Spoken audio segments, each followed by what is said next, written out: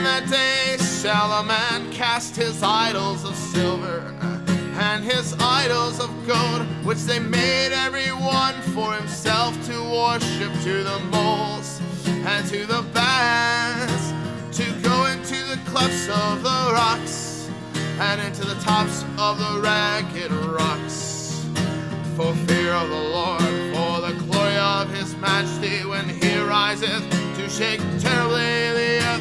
Cease ye from man whose breath is in his nostrils, for wearied is he to be accounted of.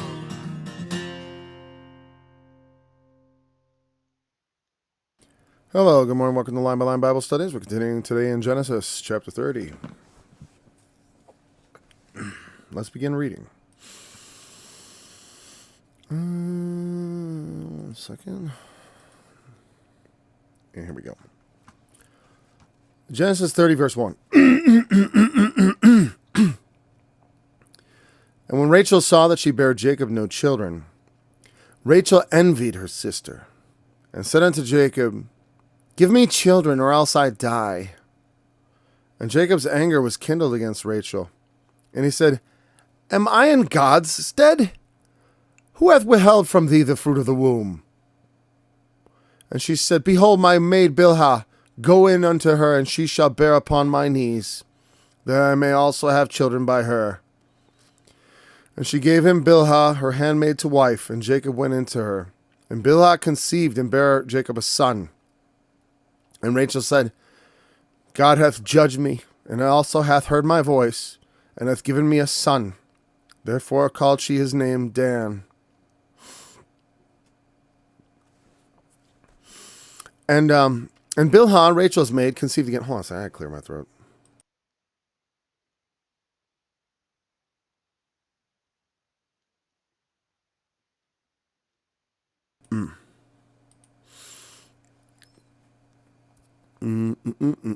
Okay. Dan, okay. And Bilhah, Rachel's maid, conceived again, and bare Jacob a second son. And Rachel said, With great wrestlings have I wrestled with my sister, and I have prevailed. And she called his name Naphtali. When Leah saw that she had left bearing, she took Zilpah her maid, and gave her Jacob to wife. And Zilpah, Leah's maid, bare Jacob a son. And Leah said, A troop cometh. And she called his name Gad. And Zilpah, Leah's maid, bare Jacob a second son. And Leah said, Happy am I, for the daughters will call me blessed. And she called his name Asher. And Reuben went in the days of wheat harvest, and found mandrakes in the field, and brought them unto his mother Leah. Then Rachel said to Leah, Give me, I pray thee, of thy son's mandrakes. And she said unto her, Is it a small matter that thou hast taken my husband? And wouldest thou take away my son's mandrakes also? And Rachel said, Therefore he shall lie with thee tonight for thy son's mandrakes. And Jacob came out of the field in the evening, and Leah went out to meet him, and said, Thou must come in unto me, for surely I have hired thee with my son's mandrakes. And he lay with her that night. And God hearkened unto Leah, and she conceived, and bare Jacob the fifth son. And Leah said, God hath given me my hire, because I have given my maiden to my husband. And she called his name Issachar. And Leah conceived again, and bare Jacob the sixth son. And Leah said, God hath endued me with a good dowry.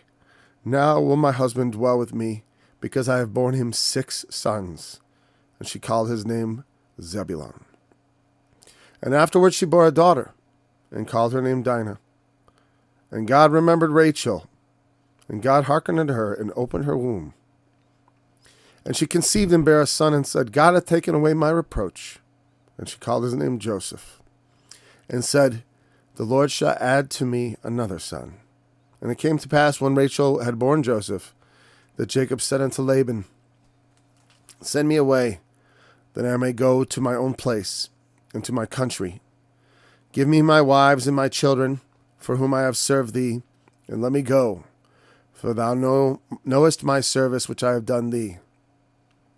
And Laban said unto him, I pray thee, if I had found favor in thine eyes, tarry, for I have learned by experience that the Lord hath blessed me for thy sake. And he said, appoint me thy wages, and I will give it. And he said unto him, thou knowest how I have served thee, and how thy cattle was with me. For it was little which thou hadst before I came, and it is now increased into a multitude. And the Lord hath blessed thee since my coming.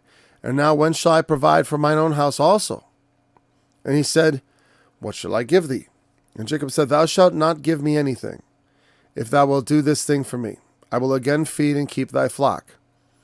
I will pass through all thy flock today, removing from thence all the speckled and spotted cattle, and all the brown cattle among the sheep, and the spotted and speckled among the goats, and if such shall be my hire, so shall my righteousness answer for me in time to come, when it shall come from my hire before thy face.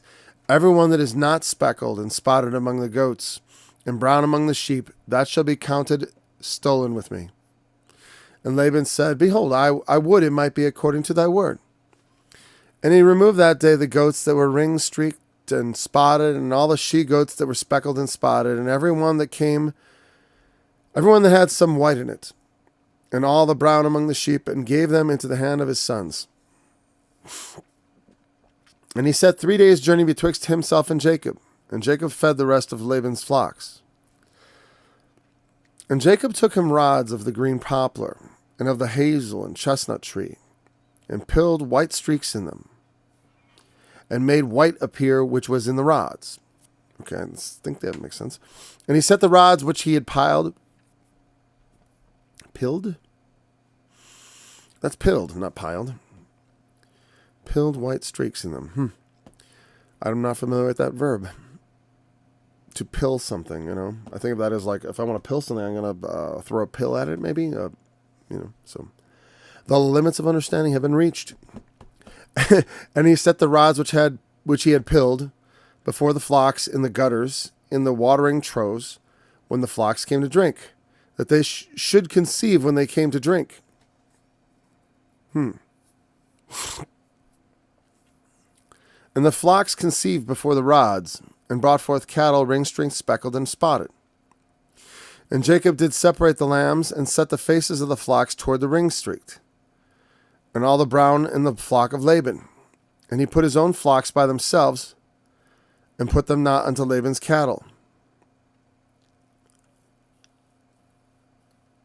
And it came to pass, whenever the stronger cattle did conceive, that Jacob laid the rods before the eyes of the cattle in the gutters, that they might conceive among the rods.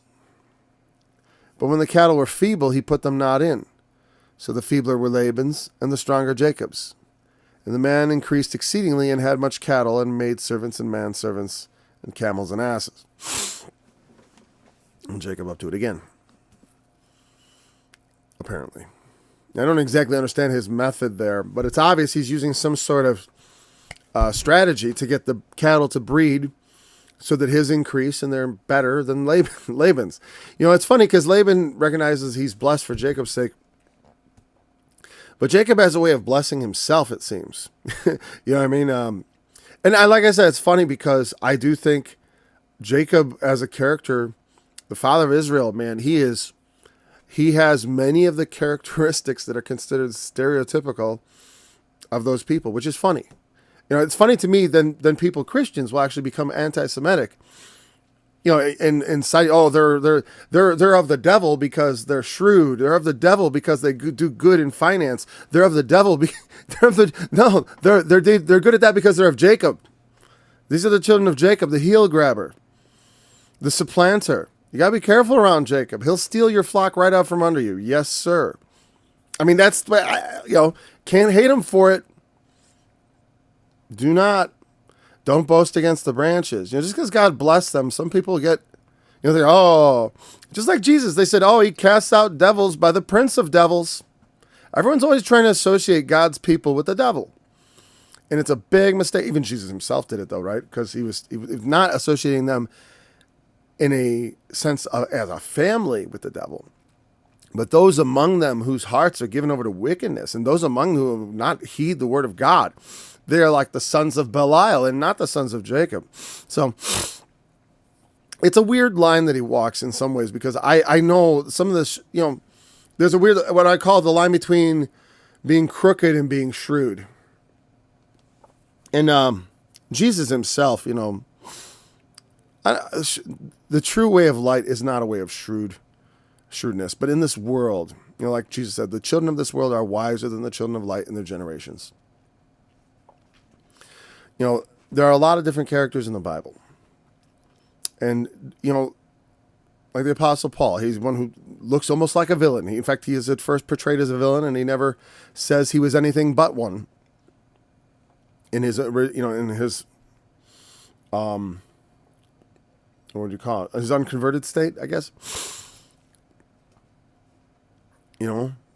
But the things of his character, it doesn't mean, I'm thankful for all the examples like of doubting Thomas and of Peter and his follies, because it shows to me that even those who are regarded as that, when people say, if you wanted to turn heads and make people think you're full of yourself, all you'd have to do is start claiming an apostleship or a prophethood, right? But the apostles and prophets are as human as anyone else. They're not superhuman. They're not immune to the temptations of life like Christ was. I mean, he was touched with the temptations, but he was not carried away with them. Nor could he be. I mean, really. Well, I guess, I don't know. God, they say, could God do this? Could God do that? Like one of the things say that God, it's impossible for God to lie, right? Or God cannot be tempted with evil and other things, right? That's because of his character. It's not to say that such a thing, God, like to do a thing is impossible to God. It is rather to say that it is something that is outside of his nature, that he does not do, like wickedness. I need 1 second.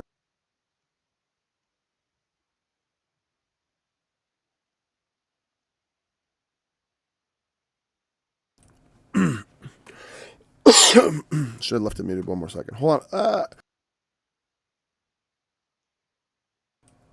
There we go. Okay. Let's go back to the childbearing competition. I don't know what else you can call it. All right. Leah has had 4 children. We read about them last time, right? And now Rachel, she sees she bears Jacob no children. And so she envies her sister. And says, give me children or else I die. It's interesting. It's not let us do evil that good may come. But in spite of the evil we do, good does come.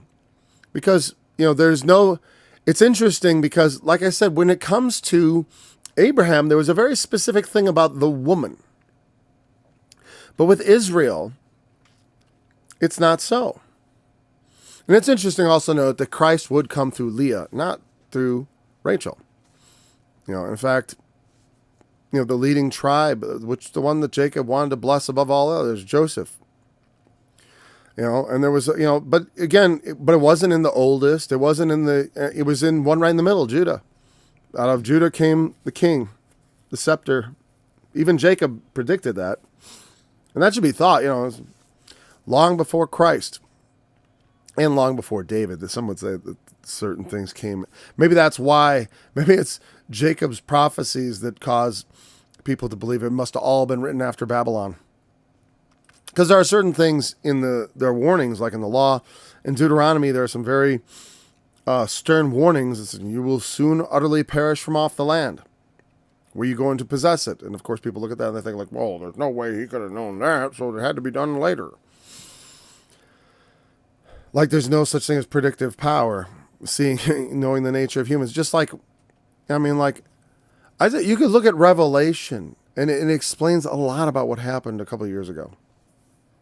I saw the people say, well, they're not the mark of the beast. No, but they're like it. You can see how easy that is to implement. And also how you can sidestep. It just depends on how zealous people are to enforce it. It's one thing when I walk into, it's funny because I walk into Walmart without a mask on during the mask mandates, right? And some people look sideways. Other people, they have all different opinions, right? Because some people are going to be angry. Some people are going to be like, you go you go, boy, or whatever. And others are going to have mixture of opinions. But in the end times with Satan and with the Antichrist, it's not going to be quite as easy as all that, I think. Because without the mark of Satan, without the mark of the beast, technically, without a mask, you weren't supposed to be able to buy or sell, meaning in public at least. But, and they wanted to do it for the vax too, right? They were going to have these vaccine IDs and all that. I mean, they were just jumping on that. They were like, until they saw how bad the uptake was. Anyways, I'm going to get back to this. Yeah, Rachel envied her sister. Give me a child. Give me children or else I die. You know, women don't understand often in this day and age because they've been lied to. Not everyone has to have children, but a lot of people do desire to have children. You know, it isn't for everybody, but it is for most people. And for most women, the desire to have children is very strong. You know, not for everybody. Again, and for men, sometimes they desire to have children too. I always tell people always feel it's funny because I'll say, I didn't want any children. I mean, I didn't want 0 children. I just didn't. I didn't have any opinion about it, really. I was just like, children? Oh, yeah. Well, I remember I always thought I'd have children someday. But I was just thought of like the first son or something like that. You know, I would have what would I call my first son? I don't know. I mean, I didn't know till I had my son and then we named him. But, you know, I think I mentioned this. I did this job a while ago making cartoons for this storytelling channel, and it was all these, I didn't really care for it, but whatever. It was like these stories of, they go through all these terrible things and bad things, and the moral of the story at the end was every story ended with the girl in the story, because these are targeting young girls. And at the time I didn't understand it, but now I'm looking at it, I'm like, this is what they want. This is the message they preach to people. Because it was just meant for entertainment. And they're probably either true or whatever. Even if they weren't true. This is the story they tell little girls. When it was the old days, it was like, you know, the prince comes and she marries the prince or whatever, right? In the end of the story, the woman gets married. You know what I mean? Or like they say, every good story ends with a wedding or a funeral. And you can see this sort of wisdom in that you have a happy ending or a sad ending. It's got to be weighty. Well, we've told children, the girls, that the goal of life is to go to college. Seriously, that's what the end of every story was. Now I'm going to college so I can get a job and and you know, and all that stuff. And they tell the girls, oh, you gotta go to college, and you know, oh, whatever you do, don't have children. That's what we tell them. And it's resulted in this. We right now have this massive spike in childlessness. You know, they talk about the birth rate decreasing, right? But it's not, when people have children, there are no more only children than there ever used to be. Like the rate of singletons has not changed as the birth rate has plummeted.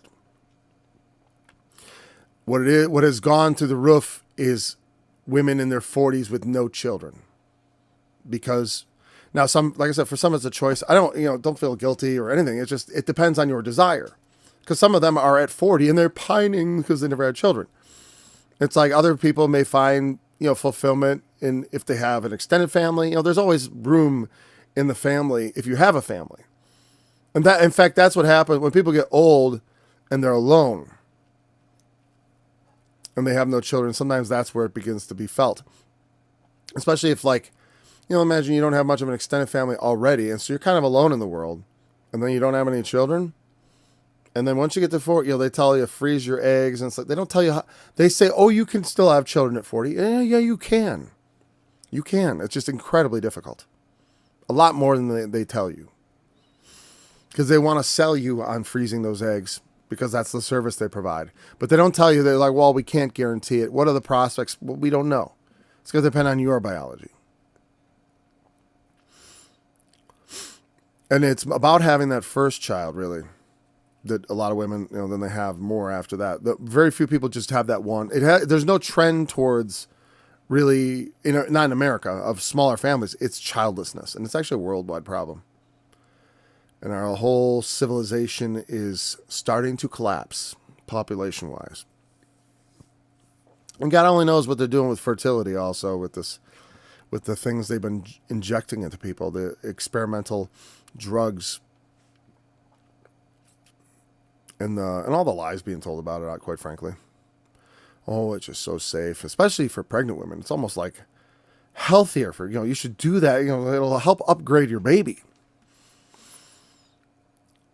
I mean, they actually present it as, in fact, I was watching something yesterday where they presented, if you're pregnant, you should definitely get the jab. Because, you're more, because why? To prevent COVID stillbirth. Because that's the thing. Good idea. Well, whatever, we'll see. All right, so I don't remember giving Walmart permission to show desktop notifications, which they just did. There's a lot of permissions I didn't give them that they keep doing. That's why I'm going to talk to the state of Illinois. They recently sued some other company. Sometimes it's good to be in this sue-happy state, I guess. I don't know. I just don't like them nosing in. All right, so that's the thing. And now Rachel, I only mentioned that Rachel's not like doing, it's not like she waited and she has this deceit. I'm just saying, you see her attitude. She wants to have children. And that's what I tell young ladies, or the young lady I have to tell. If I had more young ladies around me, I'd probably tell them too. Or I tell my daughter, hey, you're going to want to have children. And it's best to do it early. So by the time you're 21, you should figure out who you're going to marry and then start having kids. And you can always go, if you want to get further education, you can do that later. Because you can't have kids later. You can do all kinds of things with your life after you've born your children, but you can't have your life and then children later. The life doesn't work like that. You can try that, and some people have done it, but it's like you will be an old parent. Your children. I am so excited to be. I'm 49. I just had my first grandchild. My youngest child, my 8th child, is 7 years old. I'm almost done being a parent of small children. By the time I'm 60, my youngest will be 18. You know what I mean? That means I will be a vigorous grandparent. I will have lots of energy still. I was a vigorous father. I wasn't some old guy trying to, and not that, I've, and it's not, again, I was thinking of my brother who just got married, who's only 4 years younger than me, and he'd be a father in a couple of years probably. But, a guy can wait though. See, it's different for a man. Now, I said I like doing it young. But for a woman, it's especially true because she has to bear the children. And believe me, your body is in the best shape ever to bear children in your 20s. Later on, it just gets harder and harder and harder. Now, for me, for any man, you can go on bearing children into your 90s, as long as you still have the whatever it is that whatever chemical, as long as you have the T, I guess, the testosterone, to keep things moving along. Right? Women, not so. So you got to remember that you're going to want children. Some. Most likely. And here's the thing is like, you're most likely to want children, so you should think about it.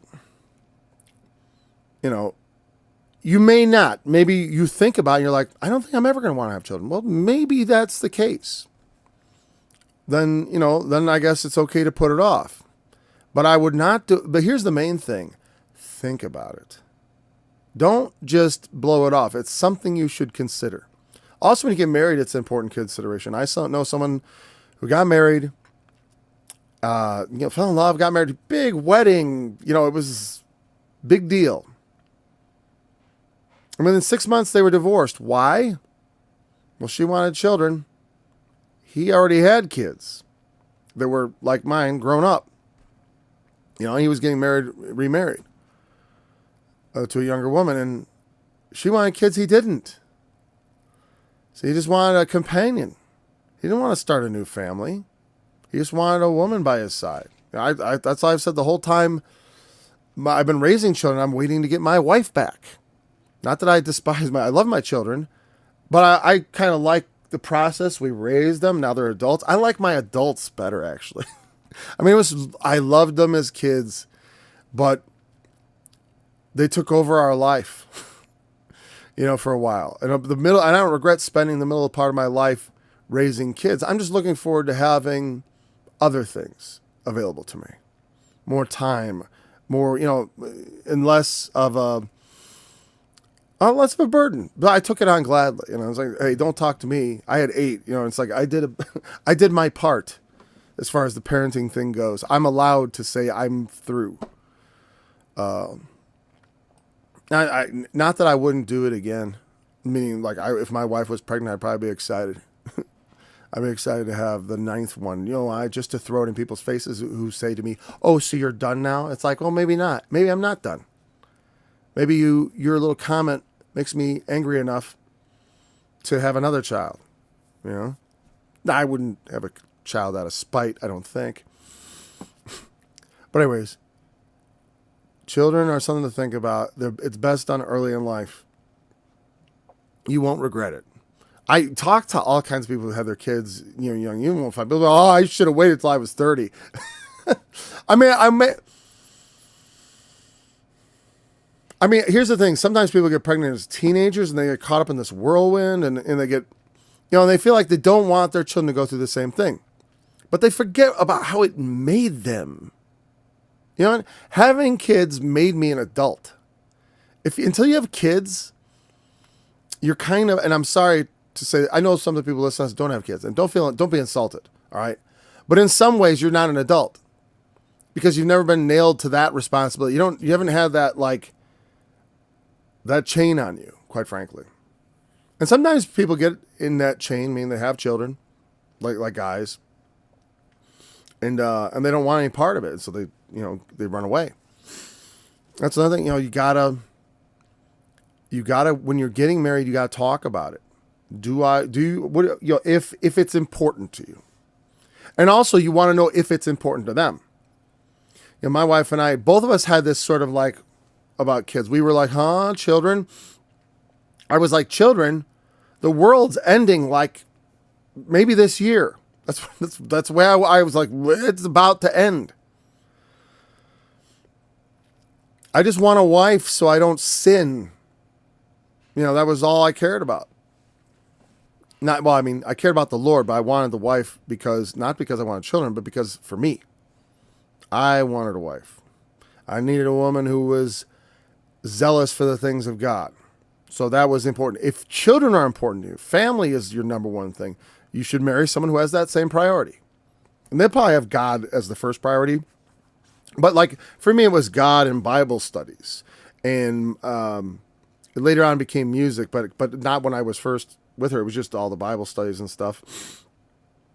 So I was God and God alone was kind of like my priority.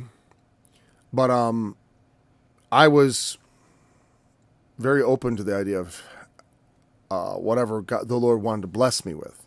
Like Jacob, I don't see Jacob clamoring for children. It's the wives that are clamoring for children. My wife didn't clamor for children, but give me children. And he's angry. I like the way his anger was kindled against her. It's like, what, me? It's not me. Am I in the place of God that I can just, here you go. Who withheld from you the fruit of the womb? Who? And, such as he says God's stead, I wonder if he refers to God as Yahweh to them, or how much they know of it yet. Because there's the incident of the idols coming up where Rachel steals the idols, and it's kind of weird. Right? Because in some ways, Jacob follows Yahweh. He says, Yahweh is my God. But like the other gods, there's not like this, Yahweh is the only God. Not that he isn't considered the only God. He is God of heaven and earth and all that. But that the other gods are not, he's not like, thinks he has to impose his religion and his relationship with God on other people. So they have ways of trying to, I mean, not that Jacob believes in, or I would say, or participates in idolatry so much as it's just the world, it's like the world you're living in. You know what I mean? They lived in a world filled with idols and of false gods.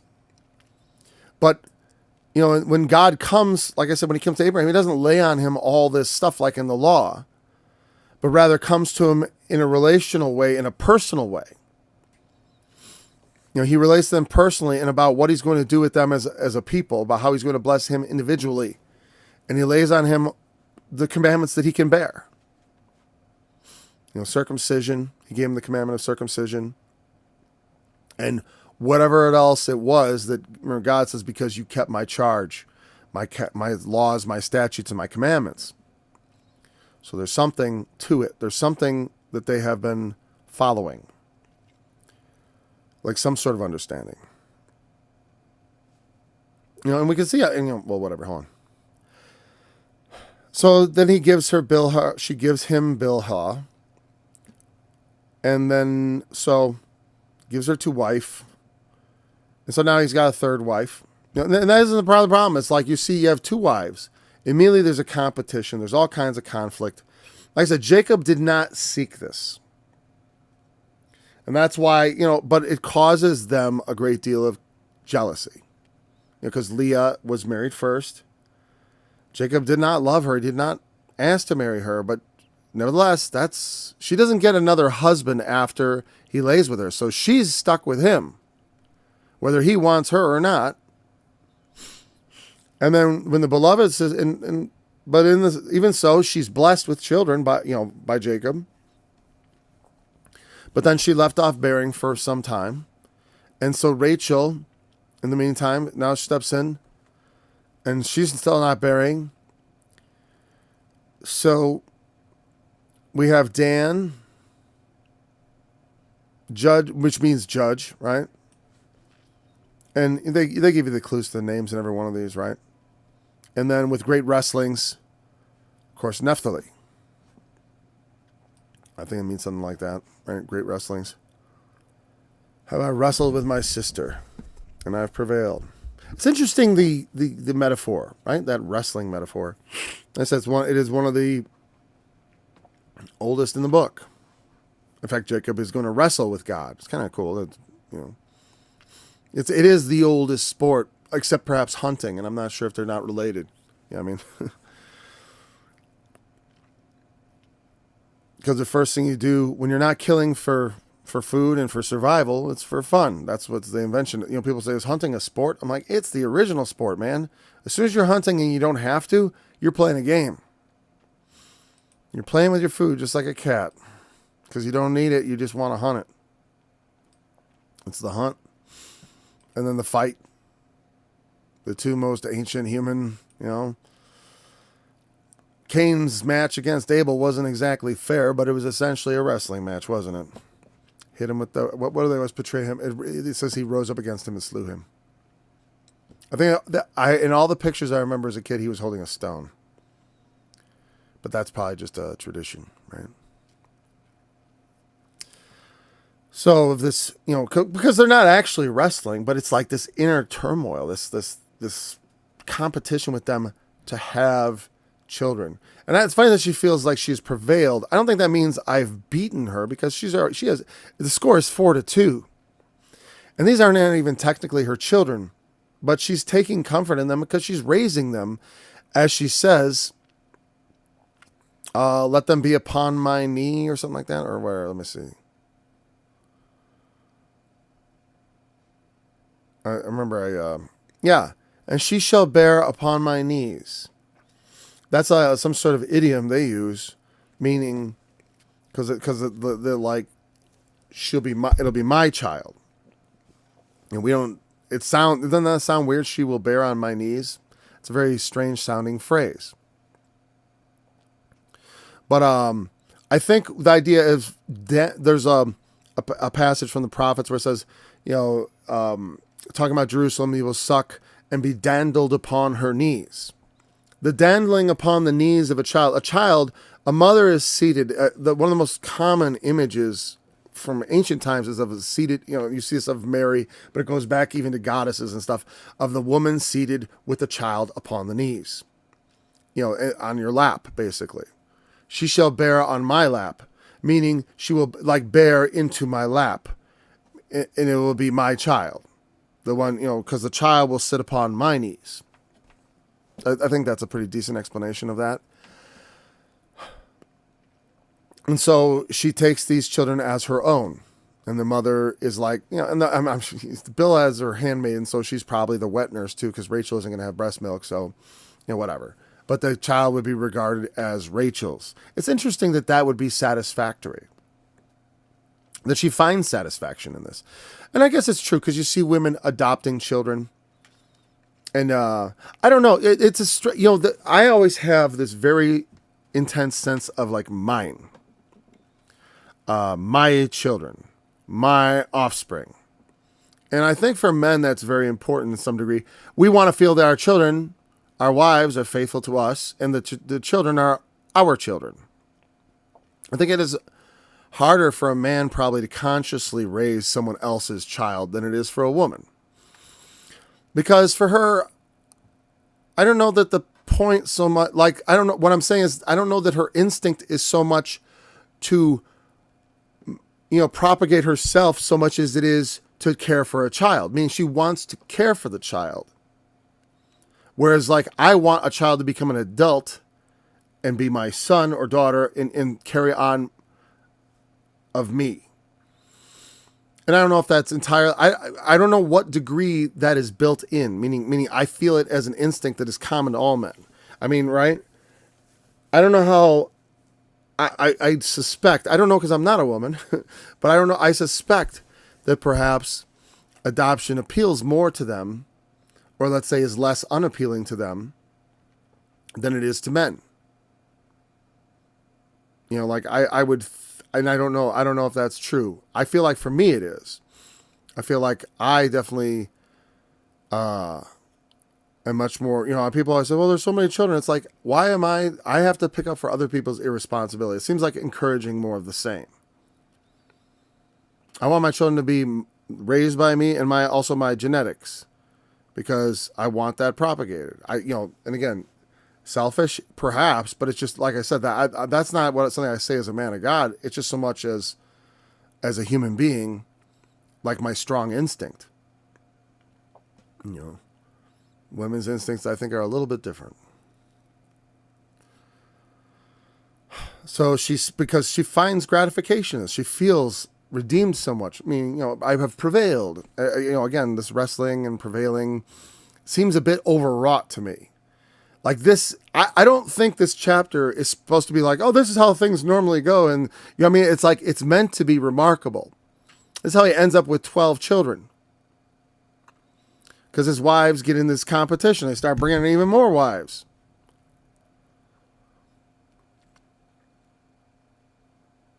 And it can get burdensome.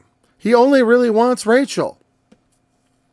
He's got these 3 other women he's got to take care of. And some people say, he is angry about it. Because it's there are... He was only one of 2.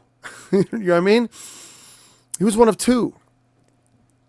His father was an only child, essentially. His mother's only son. Right? Sarah's only son was Isaac. And Rebekah only bare Esau and Israel, Jacob. But through these 4, Jacob brought forth the 12 tribes. And again, unlike the woman, it apparently doesn't matter. Doesn't matter this time. Well, it's all 4 women contribute to the promised seed, which is interesting because, like I said before, it was very specifically Sarah shall have a son, and very specifically, and Jacob, not Esau. And now it is all your children. Though Dinah is never a tribe her children are still among them. Okay. And so Rachel, she prevailed. She calls his name Naphtali. And Leah sees now she's not bearing anymore, and Rachel's using the handmaid, so she imitates and does the same thing. She took Zilpah, her maid, and gave her Jacob to wife. And, again, to avoid the trouble, I see why, to avoid, because there's such a strong competition between these two sisters. He just goes along with whatever they want in this regard. Because there are some times, guys, when you got to understand, and I'll make a point about this. I am Lord in my home, right? But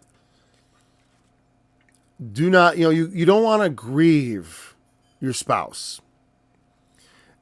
And in some things, it's like for example, I was always of the opinion that if your children won't eat, let them starve.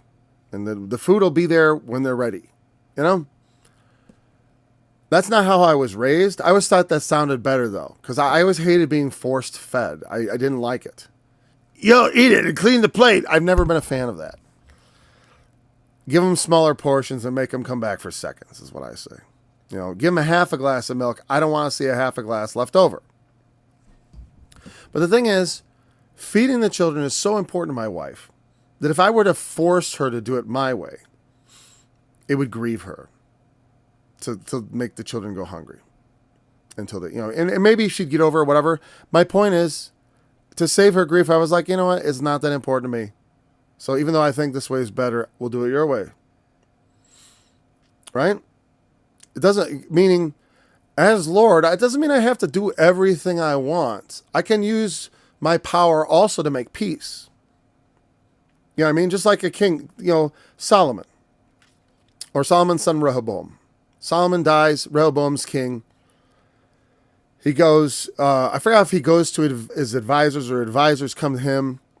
Or I think some of the people come to him and say, hey, your father taxed us. He made it hard. And they were complaining. And the older advisor said, look, give the people a break and they'll serve you forever. And the young men said, no. You got to be harsh. You got to say, my father chastised you with snakes, serpents, but I'll chastise you with scorpions, and all this stuff. They say, lay the hammer down. That's how you establish authority. And it was a mistake. It was a mistake. Sometimes you hammer, like from Star Wars. It's a true thing. The harder you squeeze, the more galaxies slip through your fingers. Right? And sometimes that's true. The more you use your authority, the more you weaken it. It's not necessary because we don't have that much. I'm not God. I don't have infinite authority for anything. Even in my own home, I have a limited amount. There's only, because you know why? Because I'm imperfect. And so I'm going to try people. Meaning obedience to me is going to be a test sometimes because I'm not always as good, honorable, and perfect as I ought to be in order to command and demand all these things of all these people. I'm not that good. So some of my sterner instincts I need to temper with mercy and with understanding. And then I'll be firmly established in my kingdom, so to speak. Just like Rehoboam. You can lose, just because you are in authority and should be in authority, you can blow it. Just like Rehoboam, be too stern. Be too, it's always my way. And you'll lose it. There's a wise king and there's a foolish king. And they both have ultimate authority, but they don't necessarily get to keep it. Remember, she can leave you. Oh, well, she can't. The Bible says. It's like she'll do it anyways. I know Christian women who've left their husbands because they were just that way. And they thought, oh, well, she'll never do that. She'll never defy God and leave me. Oh, yeah, she will. Oh, yeah, she will. And she'll find Christian folks to help her. And I don't approve. But you got to listen to your subjects. You've got to give them, you have to be a king that's piteous and hears as Lord of your home. As a man who, because women are like, oh, I don't like the sound of that. It's like, yes, you love the sound of that. There's no woman on this world that wants to marry a man they look down to. You want a king and lord. They know. I mean, you may look at me and say, you're not a king. No, maybe not.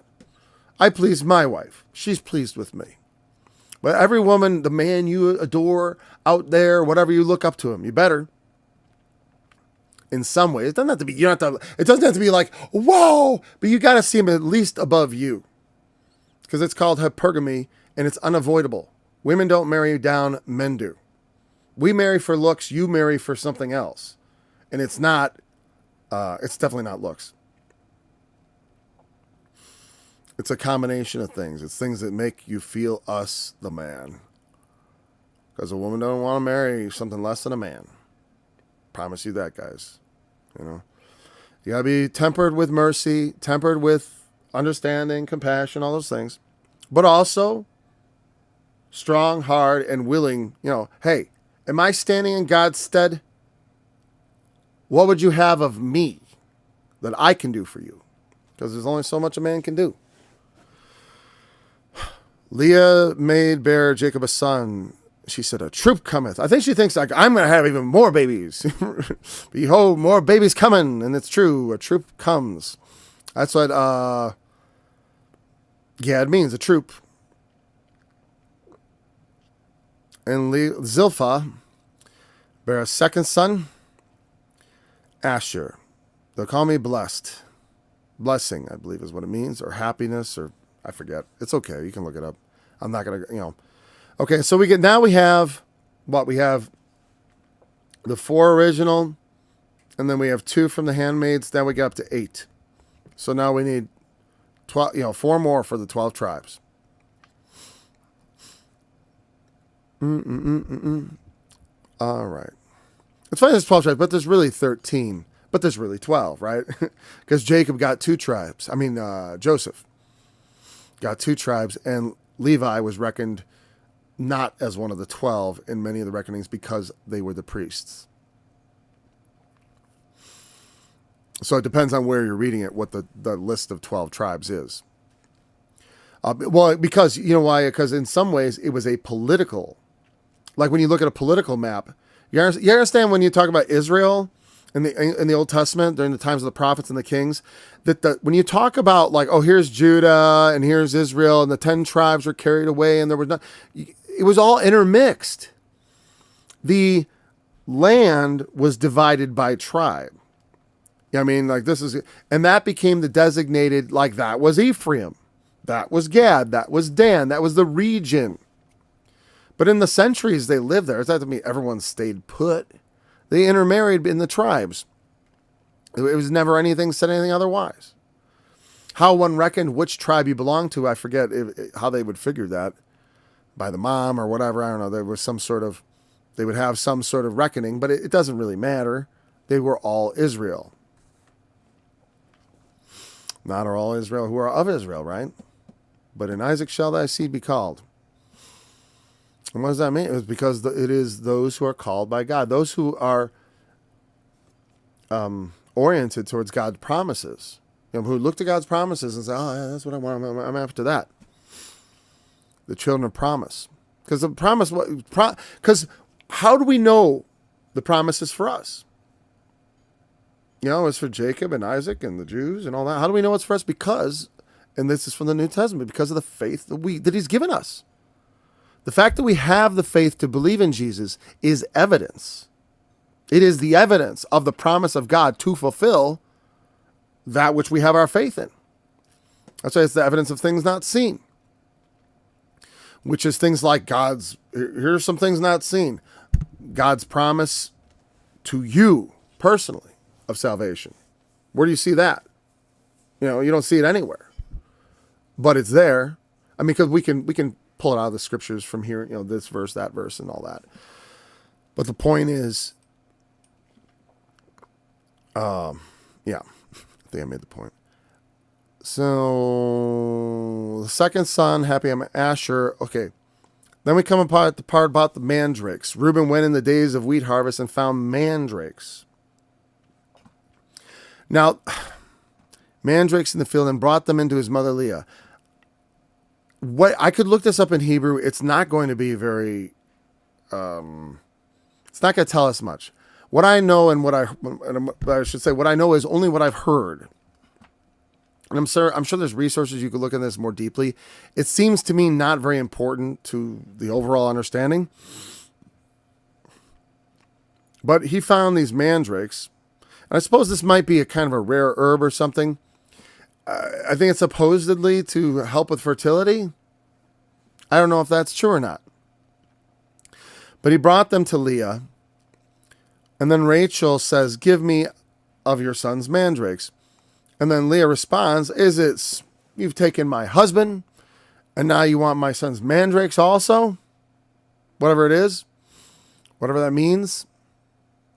I mean, I take it quite literally. He found some sort of herb in the field that was considered valuable, right?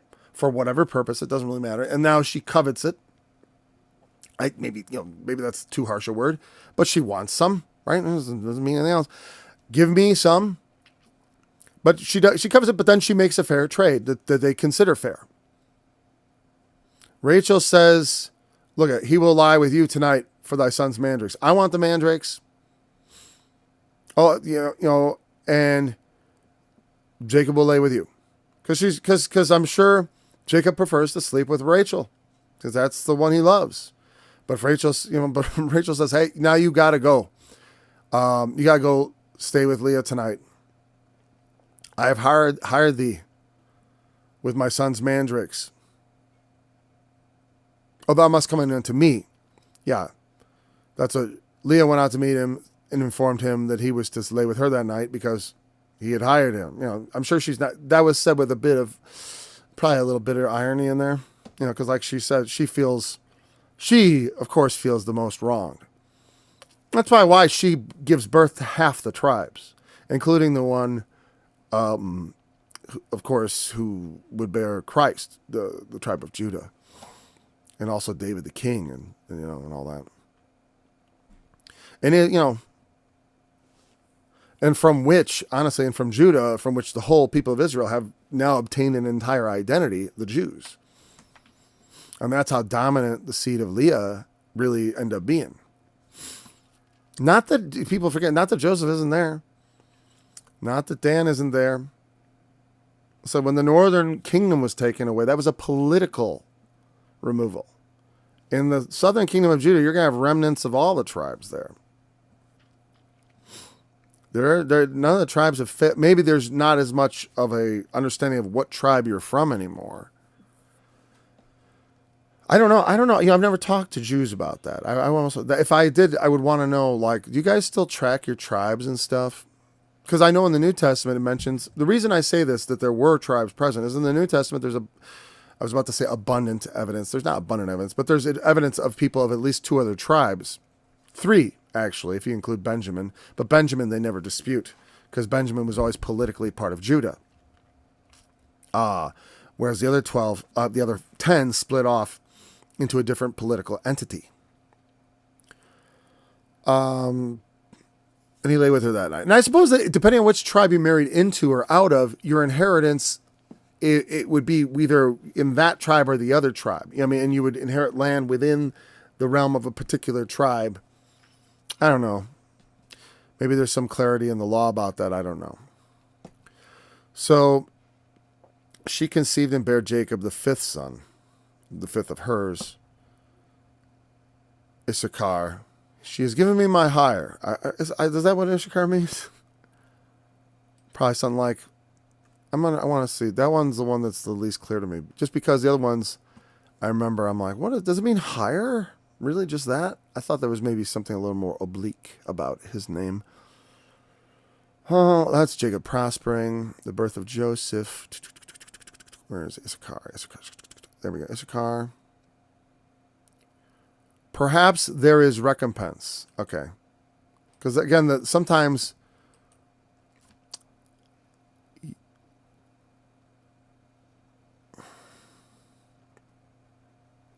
again, notice they have the definition as perhaps, because it's not clear. It's obvious she meant something like that. There is a recompense. I mean, I gave up my mandrakes to get my husband, and God has given me my hire. I mean, there's recompense. Because I have given my maiden to my husband.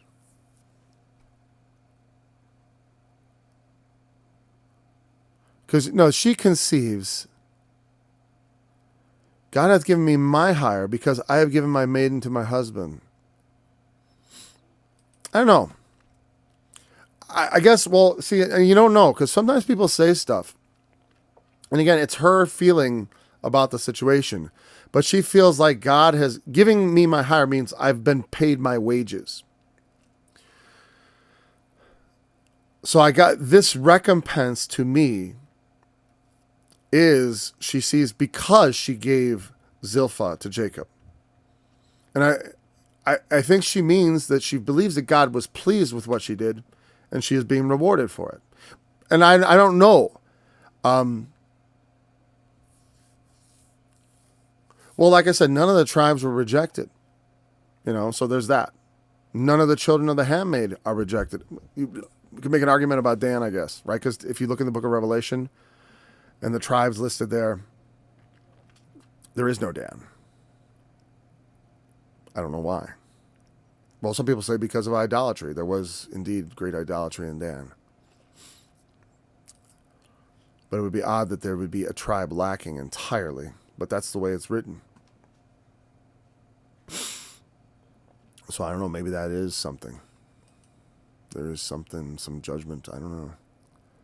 Because Levi is brought in. Normally Levi is left out of the list, I explained that. So I think she felt like this is payback. This is payback for what has happened in some way. It's not, I don't quite see it, but again, they, with great wrestlings have I wrestled with my sister. They see this as an epic struggle. And the truth is, all that is happening is they're just bearing more and more sons to Jacob that will be the patriarchs, that will be the 12 tribes. And then she had a sixth one, and now God hath endued me with a good dowry. The dowry is that bit of money given to the family, or given to either the family, or given to the husband when he takes a wife. That traditionally, we don't do that much anymore. Though you see vestiges of it in the fact that the wife, the family of the bride is supposed to pay for the wedding, right? So that's how that goes. But again, that's just custom, just like a dowry. But it's desirable when they would marry off a woman, they would send money with her to help the beginning of the new family. And it can also be a motivation for, sometimes they would have a girl who was not particularly desirable. They'd pile up a big pile of money next to her and say, how about that?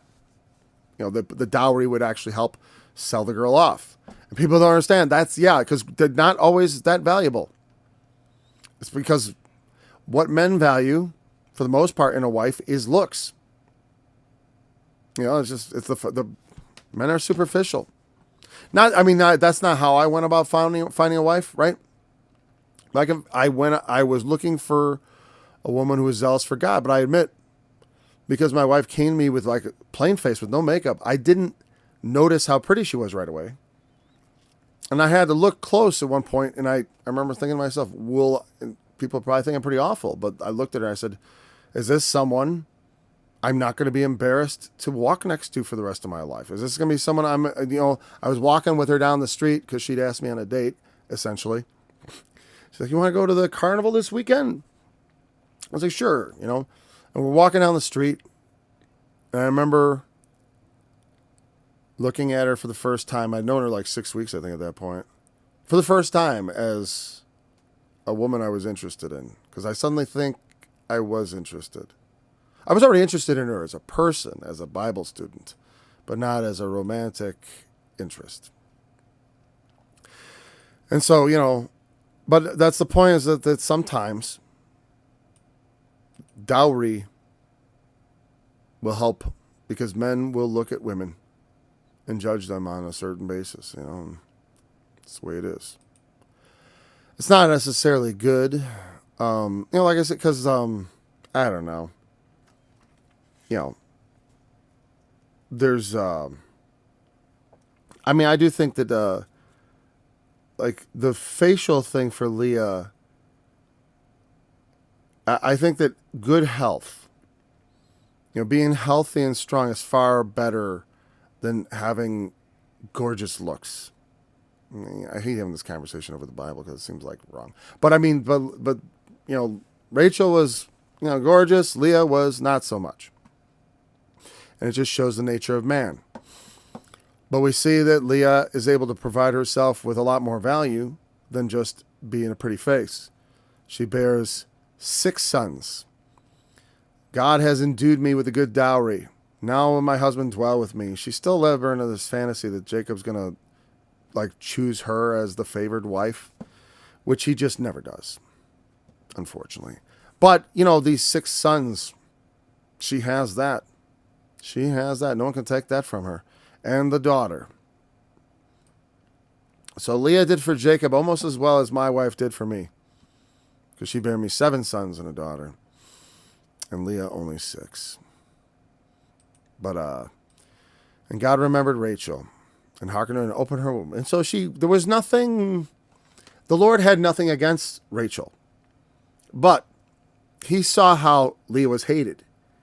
And you definitely know from the law, later on, God in the law specifies that this is not acceptable. You cannot, if a man has 2 wives, he is not to favor one over the other. That's the ways of the Lord. Even if he likes one other, he's supposed to treat them the same. That's what the law instituted. Because, and it's wise too, because gosh, once you play favorites in a situation, like when you have kids, fortunately, we don't have bigamy. Is it bigamy? No, bigamy is different. This is polygamy. I forgot. Bigamy is when you have 2 wives that they don't know about each other. Okay. That's a little bit, that's a totally different thing there. And that's wicked. And what Jacob is doing is not wicked. It's just the situation he got into. That's all. And Rachel is not at fault here, but God pities Leah. And Jacob isn't he had it's, you can see why it's hard for him to do right by her, because he feels like he's been wronged in marrying her in the first place. Okay, and so then Dinah. And I forgot what Dinah meant. I was going to look up Zebulon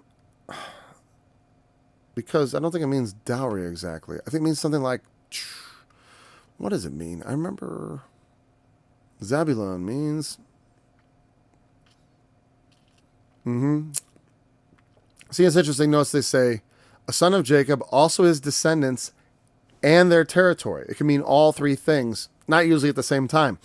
Like literally, Zebulon is a political, geographical area, just like Judah, Benjamin. All the tribes had their boundaries, and in that sense, the tribe became like I said, it's a name on a map of a political nature. Zebulon from Zabal, habitation. So yeah, habitation. I don't know how that's related to the word dowry. Is it even, like if I looked up the word dowry from here and from Hebrew, right here, is that even have a Z in it? Zebed. Okay, yeah, Zebed, dowry. Zebulon. So she took the name, something to do with a gift, and she made it into a name. Giftulon. Sorry. Giftulon, that's funny. So, because that's what a dowry is. It's a gift given with the wedding. And so he is the gift, the son that is the gift that keeps on giving children. And they are. They are. I certainly regret none of my children, and, And God remembered Rachel, opened her womb, she conceived and bare a son. God had taken away my approach. She called his name Joseph. What does Joseph mean? I totally forgot what Joseph meant. Let's see. He increases. Yeah, it's not. Well, that's that one. And that's Zebed. There's Yosef. He increases, the son of Jacob, also the name of several Israelites. but not a territory, because the territory would be called Ephraim and Manasseh. And there were 2 territories associated with Joseph's sons. The name of 7 Israelites. Well, there are several different Josephs in the Old Testament, I guess, huh? Joseph. So he increases, and that the Lord shall add to me another son. That's the meaning of the name, because God would increase. She's going to have another son. That will be Benjamin, but that's later. So now we'll continue next week at verse 25, and we'll talk about Jacob's little thing. I don't know if we'll spend much time on it. We're going to read through it again, because I haven't commented it on it at all, and I could almost skip it because we read it, because literally there's not much to say beyond it, but we didn't even talk about what this pilled stuff means, and I'm way out of time. So I want to talk about that. We may get into chapter 31 also, hopefully, that may be. Yeah. We'll probably begin, we'll read right through 30 and into 31, because it's going to feed into each other. We won't spend the whole study on on the end of 30. So thanks for joining me. I look forward to being back again next week. Sorry we missed yesterday. There was just circumstances.